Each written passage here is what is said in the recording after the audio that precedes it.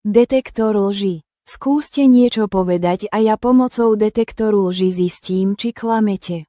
1. Majro je femboy. 2. Mám povolený vstup do Izraelu a môžem sa priblížiť k akémukoľvek židovi na menej ako 30 metrov. 3. Som členom ISIS. 4. Môj celebrity krúž je Bešar al-Assad. Myro is a furry.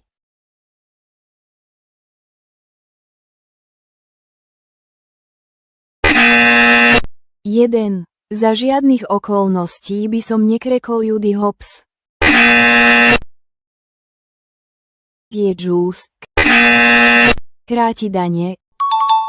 Neplatí dostatočne zamestnancov a nedodržiava sa fety na pracovisku, bezpečnostne normy. 3. Epstein sa zabil sám. 4. UN je užitočné a konalo veľmi dobre v ochrane ľudských práv, napríklad počas udalostí ako Srebrenica a rwandská genocída. Vždy sa na neho dá spoľahnúť a doslova nikdy nebolo svoju celú existenciu na hovno.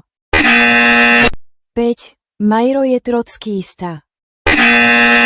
1. Je dobré, že Tito nespolupracoval so Stalinom neskôr. 2. Krakenhunter má rád nohy. 3.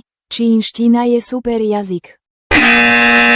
Na záver si vypočujme pár slov od nášho skvelého premiéra. Informovať vás bude predseda vlády Slovenskej republiky Robert Fico a minister zahraničných vecí a európskych záležitostí Slovenskej republiky pán Juraj Blanár. Pán predseda, nech sa páči.